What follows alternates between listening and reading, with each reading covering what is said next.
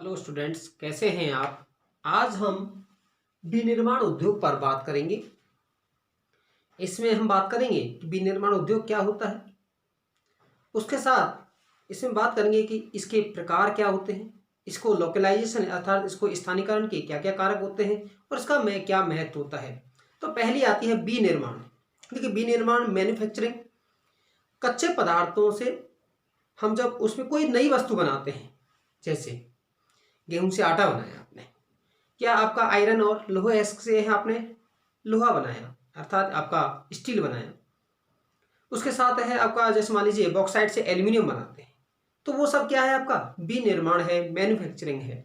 तो विनिर्माण क्या है कि कच्चे माल से मूल्यवान उत्पाद जब आप उसको कन्वर्ट करेंगे तो उसका वैल्यू क्या होगी, बढ़ेगी, आपकी मूल्य आपका बढ़ेगा आपका।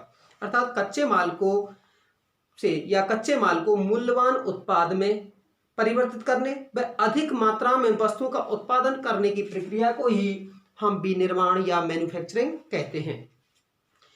अब मैन्युफैक्चरिंग है, उसका आता है विनिर्माण का महत्व कि महत्व क्या है।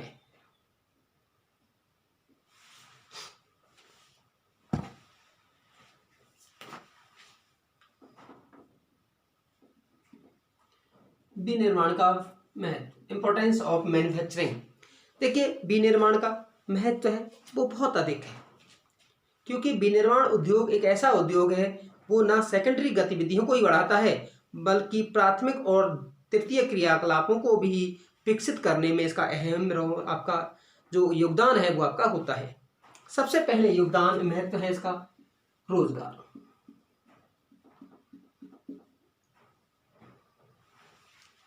जैसे भारत में 2011 की डेटा के अकॉर्डिंग आपका आंकड़ों के अनुसार है, विनिर्माण में भारत में जो लोगों की रोजगार का अनुपात है वो 3.8% है। अर्थात विनिर्माण उद्योग है लोगों को रोजगार उपलब्ध कराता है। अब रोजगार विनिर्माण में ही नहीं कराता, साथ ही साथ कृषि में भी, क्योंकि वो भी आपका विनिर्माण से जुड़े हुए हैं। क्योंकि विनिर्माण से संबंधित जो औद्योगिक क्रिया हैं आपकी कृषि में भी उपयोग की जाती है, मेडिसिन में भी उपयोग की जाती है, अर्थात सभी क्षेत्रों में उपयोग की जाती है। दूसरी हम बात करते हैं औद्योगिक विकास।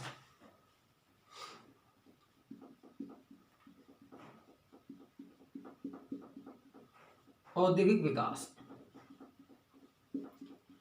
इंडस्ट्रियल डेवलपमेंट, विनिर्माण के द्वारा ही औद्योगिक विकास है आपका हो पाता है, क्योंकि विनिर्माण से वस्तुओं और सेवाओं का है वो उत्पादन किया जाता है और उन्हीं का है तैयार माल का है वो परिवहन किया जाता है।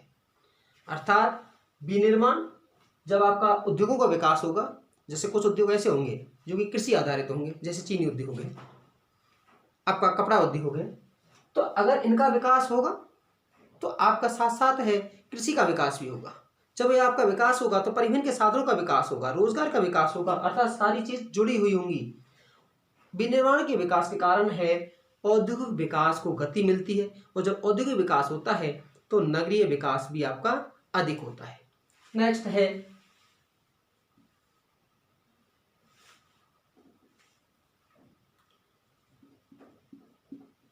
घरेलू अर्थव्यवस्था में योगदान, अर्थात जीडीपी में योगदान। विनिर्माण क्षेत्र का योगदान है वो आपका हमारा 31% के करीब है। नेक्स्ट है विदेशी मुद्रा की प्राप्ति।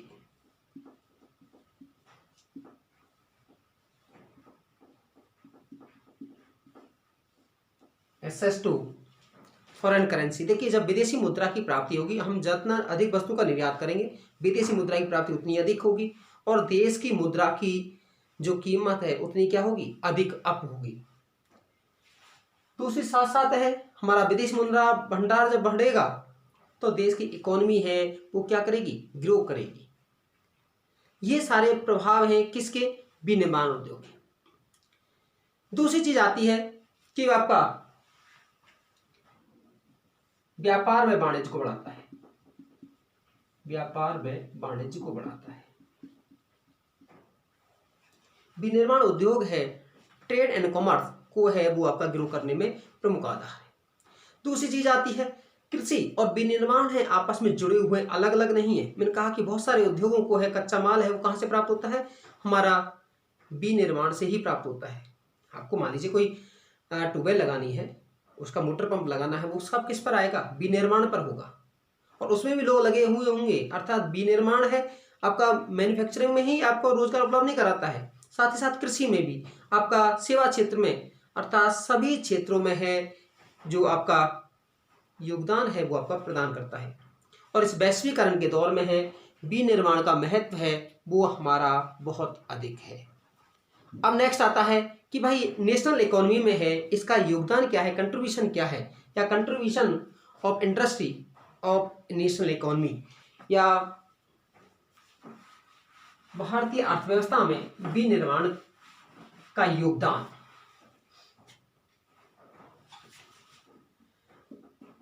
राष्ट्रीय अर्थव्यवस्था में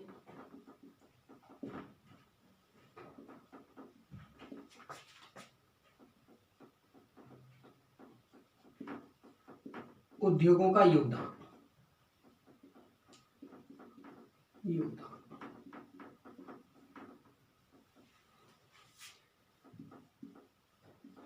कंट्रीब्यूशन ऑफ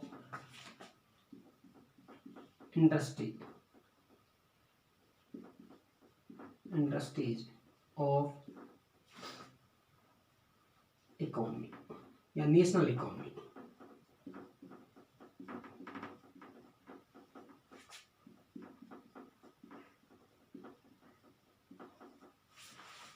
योगदान आपका हम देखेंगे, जैसे आपका बुक के अकॉर्डिंग चले हम, कि विनिर्माण क्षेत्र का 3 सेक्टर होते हैं अर्थव्यवस्था के।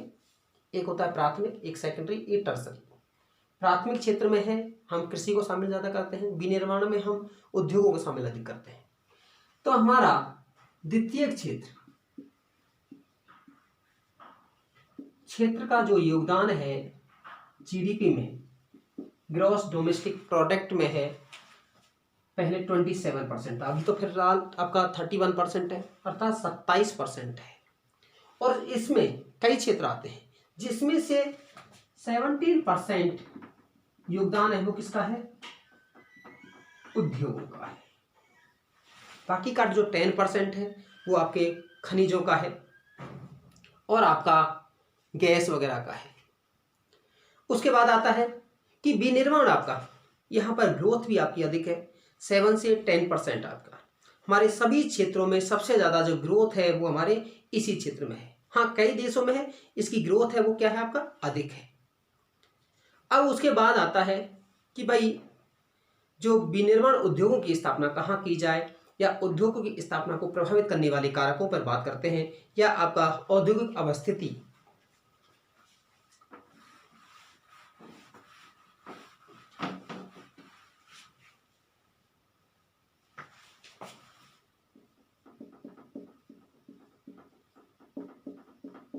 औद्योगिक अवस्थिति,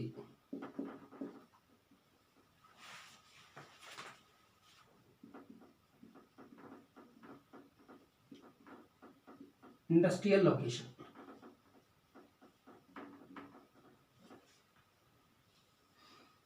इस तरह से पूछ सकता है फैक्टिंग आपका इंडस्ट्रियल लोकेशन कि उद्योगों के विकास को प्रभावित करने वाले कारक कौन कौन से हैं।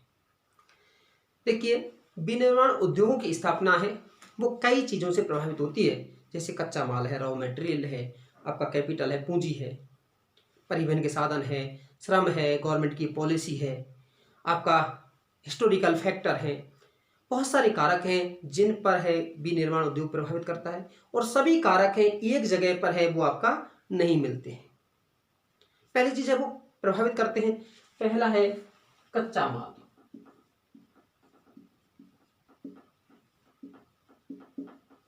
रॉ मटेरियल,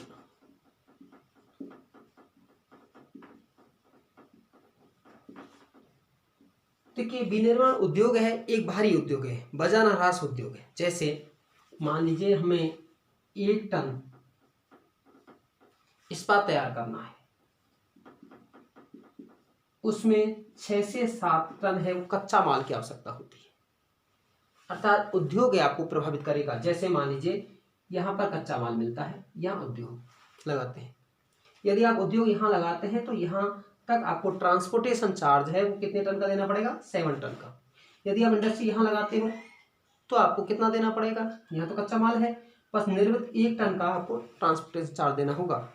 अर्थात कच्चा माल है विनिर्माण उद्योग को है वो प्रमुख रूप से प्रभावित करता है। फिर है पावर सोर्स, शक्ति संसाधन।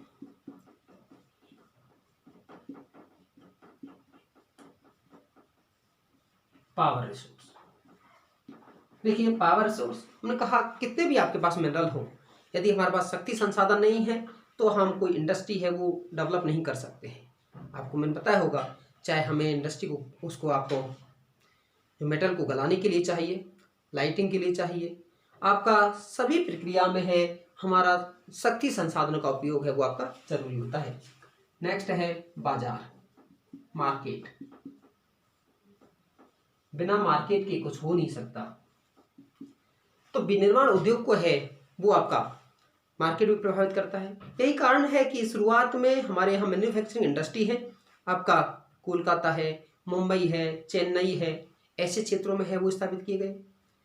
साथ ही साथ है जैसे कि पेट्रोलियम भंडार है, पेट्रोलियम की जो रिफाइनरी है वो कहाँ स्थापित की गई? डिगबोई है, आपका बात करें मथुरा है, आपका सूरत है, इस जगह के क्षेत्रों पर है आपका की गई। नेक्स्ट है परिवहन। कच्चे माल को लाना और निर्मित माल को मार्केट तक पहुंचाना है। श्रमिकों को लाने ले जाने के लिए अर्थात विभिन्न सारी गतिविधियों के लिए कच्चे माल के साथ साथ है परिवहन के साधनों का विकास भी जरूरी है। यही कारण है कि शुरुआत में भारत में उद्योगों का विकास है मुंबई और कोलकाता जैसे शहरों में हुआ।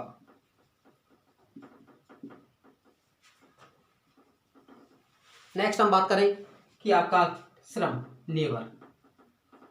देखिए लेबर भी ये आपका प्रमुख रूप से प्रभावित करता है। जहाँ सस्ता लेबर होगा, अब सस्ता लेबर कहाँ है? जहाँ जनसंख्या घनत्व अधिक है, जैसे कि बिहार है, झारखंड है, पश्चिम बंगाल है। आप देखिए लोग आपका लोहा इस्पात उद्योग के आपका केंद्रीकरण है उन्हीं क्षेत्रों में अधिक हुआ है, श्रम हुआ। उसके बाद में है ऐतिहासिक कारक या हिस्टोरिकल फैक्टर।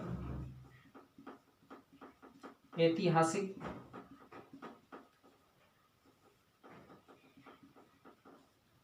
कुछ उद्योगों का पूर्व अनुमान या पूर्व ज्ञान है वो काम आता है। जैसे जो उद्योग औपनिवेशीकरण से पहले भी यहाँ विकसित थे, जैसे कि आपका सूती वस्त्र उद्योग है, परंपरागत उद्योग है, उसके लिए प्रारंभिक जो जानकारी है वो यहाँ पर अधिक थी, तो उनका विकास है वो आपका अधिक हुआ।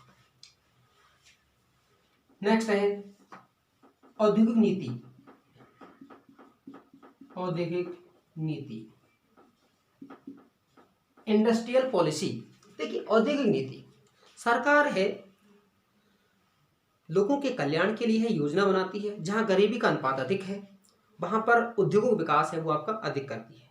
जैसे कि आप देखिए झारखंड है, बिहार है, छत्तीसगढ़ है, आपका उड़ीसा है, जहां गरीबी का अनुपात अधिक है, उद्योगों का केंद्रीकरण भी है, सरकार ने उन क्षेत्रों में है प्राथमिकता अधिक देती है। जैसे राउरकेला का उद्योग लगाया गया आपका, जमशेदपुर कारखाना है वो आपका है, भिलाई का कारखाना है आपका राउरकेला, आपका जो आसनसोल का कारखाना है, सब किसकी वजह से लगाए गए? वहां पर उन क्षेत्रों के विकास को बढ़ावा देने के लिए है इनका विकास किया गया। दूसरी चीज आती है कि और क्या चीज है आपकी प्रभावित करती है। हमने बता दिया कच्चा माल है, शक्ति संसाधन है, बाजार है, परिवहन है, श्रम है, ऐतिहासिक कारक है, औद्योगिक नीति है, आपका अन्य कारक के रूप में है भूमि भी आपका होना चाहिए, पर्याप्त मात्रा में होनी चाहिए, सस्ती होनी चाहिए, तभी वहां उद्योगों का विकास हो सकता है। जैसे इसका एग्जाम्पल आपने देखा होगा, टाटा नैनो के लिए है, शुरुआत में है उन्होंने कंपनी कहाँ लगाई? वेस्ट बंगाल में है। बाद में है ममता बनर्जी सरकार ने है उसको भूमि उपलब्ध नहीं कराई और बाद में वो इंडस्ट्री है वो कहाँ लगाई गई? गुजरात में लगाई गई। तो इस तरह की है वो नीति है वो आपको उद्योगों को प्रभावित करती है। अब उसके बाद में करते हैं कि उद्योग और बाजार का संबंध है वो किस तरह से है, उस पर हम बात कर लेते हैं।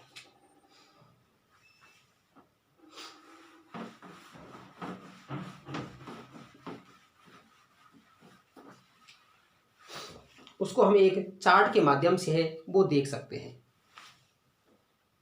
इंडस्ट्री मार्केट रिलेशन या लिंकेज, उद्योग बाजार संबंध,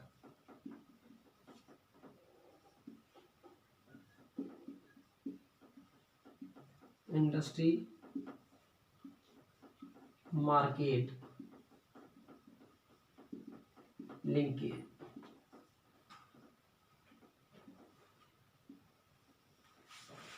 सबसे पहले हम बात करते हैं कि आपका निवेश इनपुट। अब इनपुट के लिए आप क्या चाहिए, आपको कच्चा माल चाहिए, अर्थात सबसे पहले क्या होता है निवेश इनपुट, और निवेश में क्या है कच्चा माल।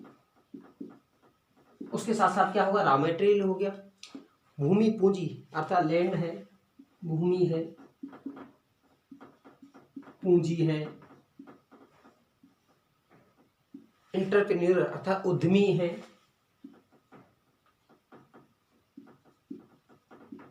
नेक्स्ट है आपका अवसंरचना इंफ्रास्ट्रक्चर। आप देखेंगे उद्योग विकास कहाँ अधिक हो रहा है, जहां पर सरकार ने सेज अर्थात स्पेशल इकोनॉमिक जोन जो बना रखे हैं उन्हीं क्षेत्रों में विकास होता है। अवसंरचना,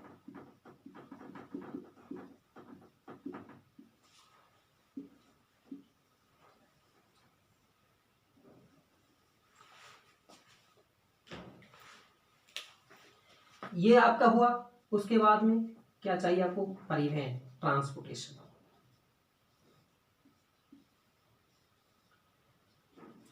ट्रांसपोर्टेशन, ट्रांसपोर्टेशन के बाद इसको कहाँ जाएगा, ट्रांसपोर्टेशन से ये आपका कोई कारखाने में है, फैक्ट्री में जाएगा।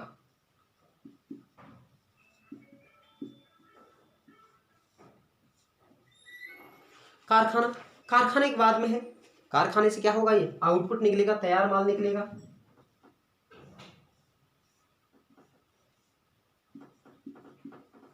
तैयार माल, अब तैयार माल के बाद फिर आवश्यकता किसकी होगी हमें, भाई व्हीकल से आपको पहुंचाना होगा तो हमें ट्रांसपोर्टेशन परिवहन की आवश्यकता होगी।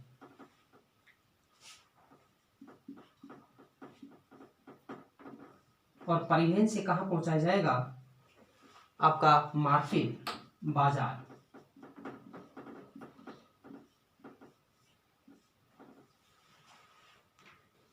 उसके बाद आपका अन्य फैक्टर के रूप में किसकी आवश्यकता होगी, पूंजी की।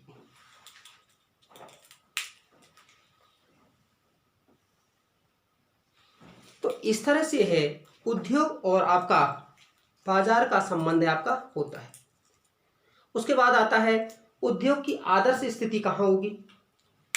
देखिए उद्योग की आदर्श स्थिति है उसी भाग पर होगी जहां पर उत्पादन की लागत है वो क्या होगी, न्यूनतम होगी।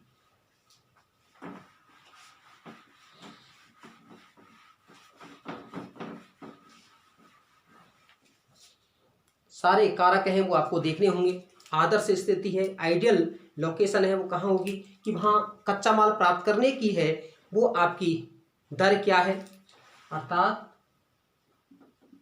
कच्चा माल प्राप्त करने की लागत।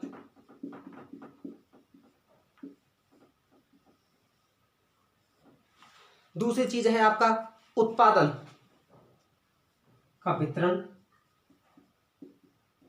उत्पादन के वितरण की लागत। जब ये सारी चीजें होंगी फिर है उस स्थान पर उत्पादन या आपका उत्पादन की लागत, और उसके बाद जब ये सारी चीजें होंगी तब उसके बाद में उद्योग स्थापना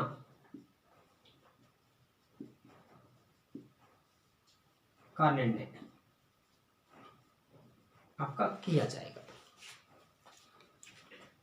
इसके बाद फिर हम बात करते हैं कि उद्योगों का वर्गीकरण, कि उद्योग कितने प्रकार के हैं। वो हम कई आधार पर करते हैं। हम आकार के आधार पर वर्गीकरण करते हैं, हम आपका स्वामित्व के आधार पर वर्गीकरण करते हैं, कच्चे माल के आधार पर वर्गीकरण करते हैं। उन सभी चीज़ों को हम एक एक तरह से देखते हैं, उसको हम एक फ्लो चार्ट के माध्यम से समझने का प्रयास करते हैं। सबसे पहले है क्लासिफिकेशन ऑफ इंडस्ट्रीज, उद्योगों का वर्गीकरण।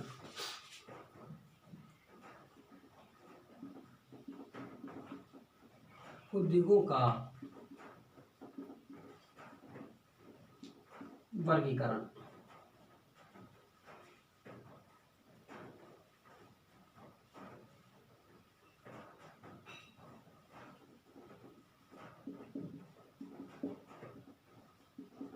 Classification of industries.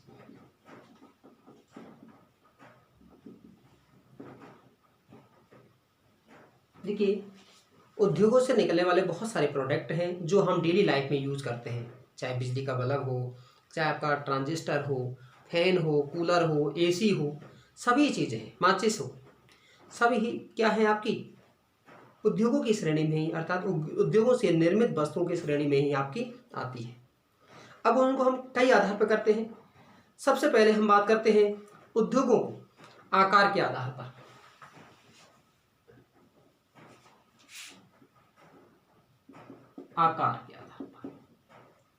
आकार के आधार पर अर्थात साइज, अकॉर्डिंग टू साइज या on the basis of the size.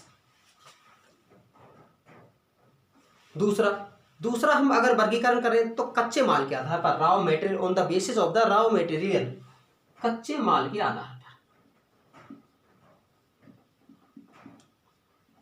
कच्चे माल के आधार पर उद्योगों का वर्गीकरण। उसके बाद हम बात करते हैं तो आपके उत्पाद, आउटपुट के आधार पर, उत्पाद के आधार पर, on the basis of the output. और नेक्स्ट हम बात करते हैं तो आपका स्वामित्व, on the basis of the ownership,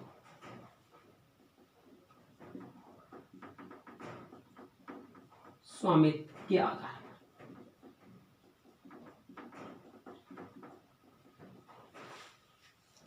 अब दूसरी चीज कि हम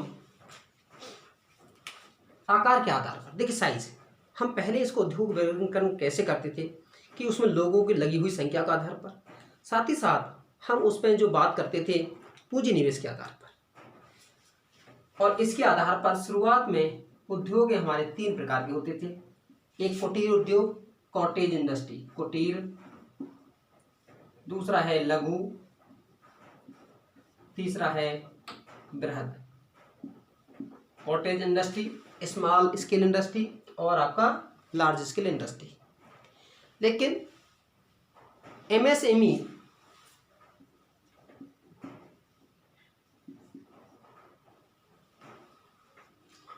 माइक्रो स्केल मैन्युफैक्चरिंग एंटरप्राइजेज के आधार पर है। भारत सरकार ने अभी 2020 में है, क्लासिफिकेशन में है, कुछ पैमाने तय किए हैं। उसमें उद्योग के 3 प्रकार बताए, जिसमें सूक्ष्म माइक्रो इंडस्ट्री, उसके बाद में है आपका स्मॉल स्केल इंडस्ट्री, लघु उद्योग, और तीसरा बताया उन्होंने मध्यम, मीडियम इंडस्ट्री, एमएसएमई के तहत। सूक्ष्म उद्योग उन्हें कहा जहां पर पूंजी निवेश है वो आपका कितना हो, 1 करोड़ रुपए, तथा टर्नओवर 5 करोड़ हो।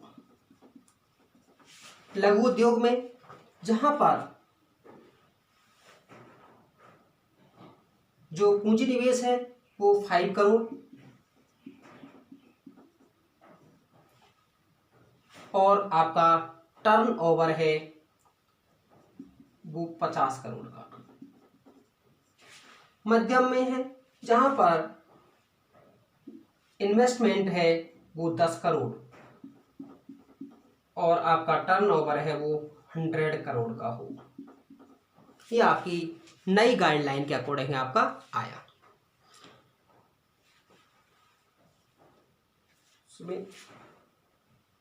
सॉरी,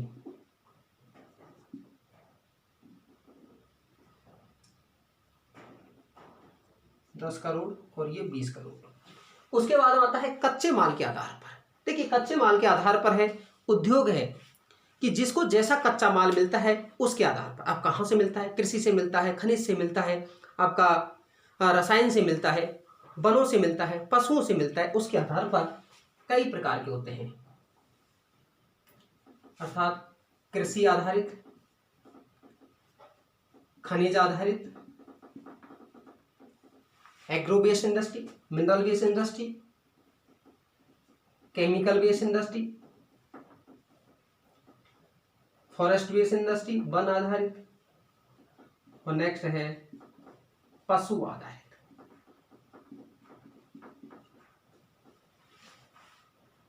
उत्पाद के आधार पर हम बात करते हैं तो दो ही होते हैं, एक आधारभूत और एक उपभोक्ता।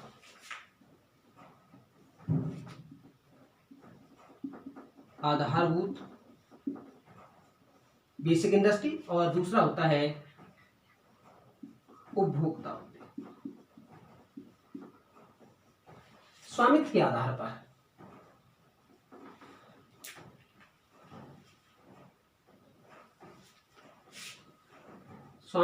पर है सार्वजनिक सेक्टर, अर्थात आपका सार्वजनिक क्षेत्र के पब्लिक सेक्टर,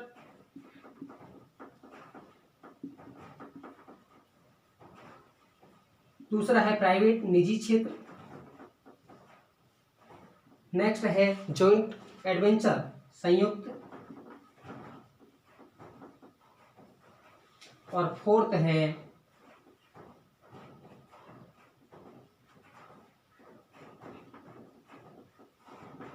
सहकारी। ये है उद्योग के प्रकार। हमने पहले बताया आकार के आधार पर 3 है, कुटीर, लघु और बृहद।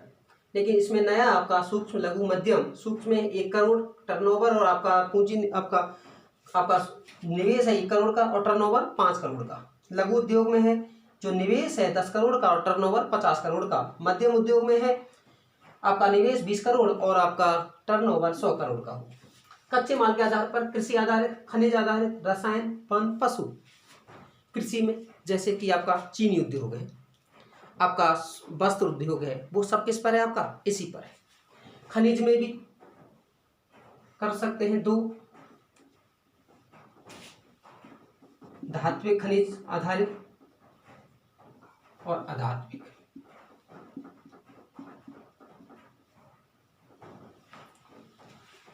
जैसे कि लोहा इस्पात उद्योग है, इधर को हम बात कर रहे हैं एल्यूमिनियम उद्योग है।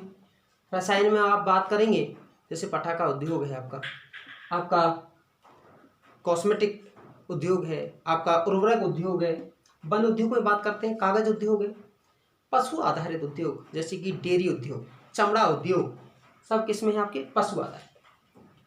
फिर उत्पाद के आधार पर आधारभूत, जैसे जो पूरी अर्थव्यवस्था का आधार टिका होता है, जैसे आपका इस्पात उद्योग, सीमेंट उद्योग, एल्यूमिनियम उद्योग।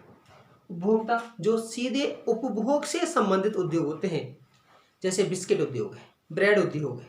इस तरह का जो आपका स्वामित्व के आधार पर, ओनरशिप के आधार पर हम बात करते हैं, जिसमें सार्वजनिक पब्लिक सेक्टर के उद्योग हैं वो शामिल किए जाते हैं।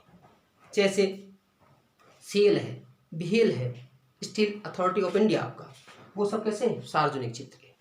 निजी उद्योग में बात करते हैं जैसे बजाज है, डाबर है, आपका रिलायंस है, सब कैसे हैं? निजी उद्योग। फिर आता है जॉइंट एडवेंचर, आपका संयुक्त उद्योग। संयुक्त उद्योग वो आते हैं जिसमें राज्य सरकार और किसी व्यक्ति विशेष के सहयोग से जो उद्योग चलाए जाते हैं, जैसे ऑल इंडिया लिमिटेड। नेक्स्ट आते हैं संयुक्त उद्योग। देखिए, संयुक्त उद्योग है वो कौन से होते हैं? सॉरी, आपका सहकारी उद्योग। सहकारी जिनका स्वामित्व है कच्चे माल या उत्पाद करने वाले उत्पादों को के आधार पर है, वो आपका होता है, वो हमारा कौन सा कहलाता है? सहकारी उद्योग। फिर आता है तैयार माल के आधार पर। तैयार माल के आधार पर हमारे 2 प्रकार के उद्योग होते हैं। एक आपका ऐसे उद्योग होते हैं जो बाहरी होते हैं, हैवी होते हैं, अर्थात जिनकी उत्पादन कच्चे माल भी आपका बाहरी पदार्थों का यूज करते हैं, हैवी मटेरियल का, और आपका जो रिफाइनिंग गुड है अर्थात निर्मित माल है, मैन्युफैक्चरिंग जो गुड्स है वो भी कैसा होता है, हैवी होता है। जैसे कि लोहा इस्पात उद्योग, सीमेंट उद्योग, क्या वजन कम होता है क्या? कुछ है जैसे कि हल्के उद्योग, हल्के उद्योगों में हम बात करते हैं जैसे कि आपका इलेक्ट्रॉनिक्स का कोई सामान है, वो कैसे हैं आपके हल्के उद्योग में। यहाँ तक आपका हमने बात की आज विनिर्माण उद्योग क्या होता है, उसके बाद हमने बात की कि इसका क्या महत्व है, फिर इसका अर्थव्यवस्था में क्या योगदान है, इसका लोकलाइजेशन है कैसे किया जाता है, और फिर उद्योगों के प्रकार। उसके बाद हम बात करेंगे कि एक एक उद्योग को लेंगे जो आपके सिलेबस में है। धन्यवाद।